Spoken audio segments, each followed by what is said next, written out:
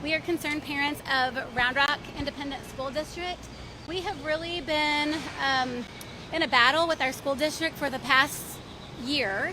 We have emailed, we have filled out complaints about our superintendent and also about our school board, and we have some parents here today that will be talking about that. Our values are getting back to basics, which is reading, writing, math, science, and history, equal opportunity for every student, a respectful, positive environment for all, community engagement and parent access, and ethical, fair, and transparent decision-making. We feel and we've observed that these values are either lacking or are suffering under the current administration and leadership. We've filed formal complaints with TEA, and we are asking them this morning to take effective action in our district. Students and teachers are suffering in our district. This past school year alone, we've lost over 5,000 students that have left the district.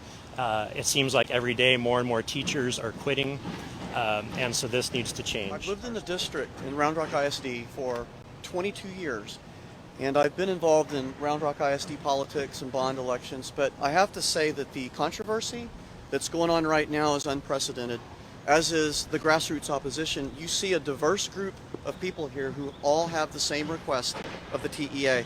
We want the superintendent properly investigated, and we believe that he should be removed. Because of the credible allegations against the superintendent that really have never been cleared, the superintendent now is just a puppet of the government bureaucrats who control our district.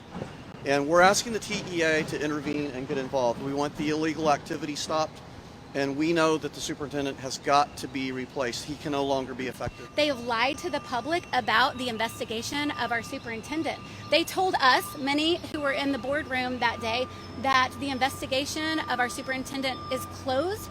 And through the Freedom of Information Act, we have found through Travis County that the investigation is not closed. It is currently inactive, but can be open at any time. And so currently there are children of these families that go to school that is led by a superintendent who is alleged to have assaulted a victim, and right now his certification is flagged by TEA. This is a printout from Sunday, that on his certificate it says that he is being investigated.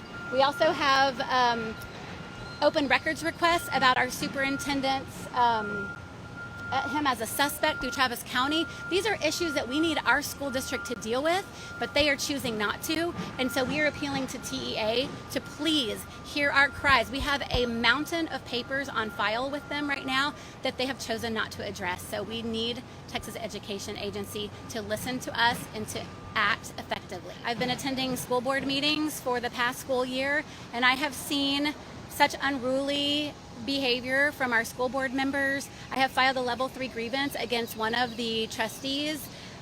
The trustees are not they're not communicating, and they are not working together, and it's problematic. They started off the school year with an illegal mask mandate. When the governor said that they cannot mandate masks in schools, they decided to override that, and the state of Texas filed a lawsuit against our school district, which is still on hold.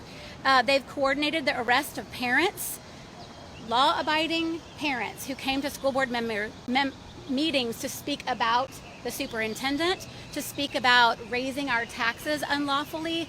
These are not offenses that require being arrested, yet the school board allowed that to happen.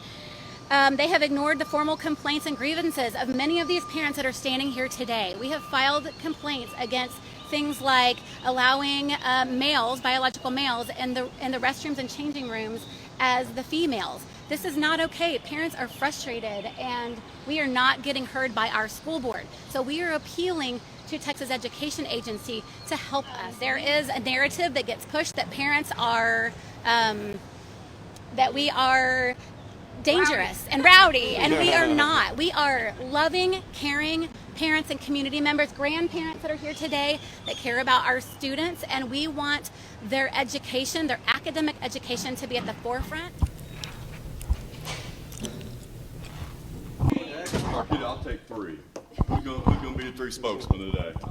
Well, Jeremy. We're gonna do a video here. This video. Christie? I'm a Christie. Christie. Yeah. Christie. Very good. We're going to go through here, so if we can just shut that down. Did have a meeting with one of the top leaders at the TEA. We're very glad that they're willing to listen to our concerns because they're valid concerns, and that's why the TEA wants to listen to them, because we are bringing up valid concerns, because we're not some weird, wild, angry group of parents of hundreds and hundreds of parents that we represent in RRISD, of which we're just a handful. There are, for every one of us, there's 100 more back at home in Round Rock ISD, just everyday parents who are concerned about their everyday children. And that's what we're facing right now in Round Rock ISD, is an utter system-wide failure. That it was not just one educator. Sure, the superintendent has committed, we believe, illegal acts. However, it's also the board, and it's an entire system that is failing, as well as an educator misconduct claim. And we believe that ultimately that will be shown. But as usual, we are met with resistance at times. It's my understanding that police were called just for us coming to actually try and file a grievance or get a meeting on the grievances that have been filed. Yeah, I mean, I guess it is true to say that someone at the TEA, a lower level employee, called the DPS on us when we were in the building. I think what you have to see is that the TEA is a behemoth. It's a very large organization. So all it takes is one person inside the organization with a false concern, which this was obviously, to call someone like that. DPS was not concerned. It was a waste of their time. And unfortunately, maybe that TEA employee should be disciplined because they acted inappropriately. All we were doing was exercising our free speech rights and peacefully speaking to public servants, which is what the TA is there for. They want to serve the public. And so when an employee goes out of their way to dismiss parents who are concerned and acting peacefully, that employee should be dealt with, and that employee should be disciplined. And I'm sure the TA will take care of that situation appropriately.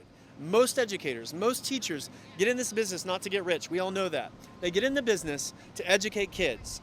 And what we have is a small subset of malfeasant administrators and board members in different districts sometimes that are literally impeding that progress for their own political agendas.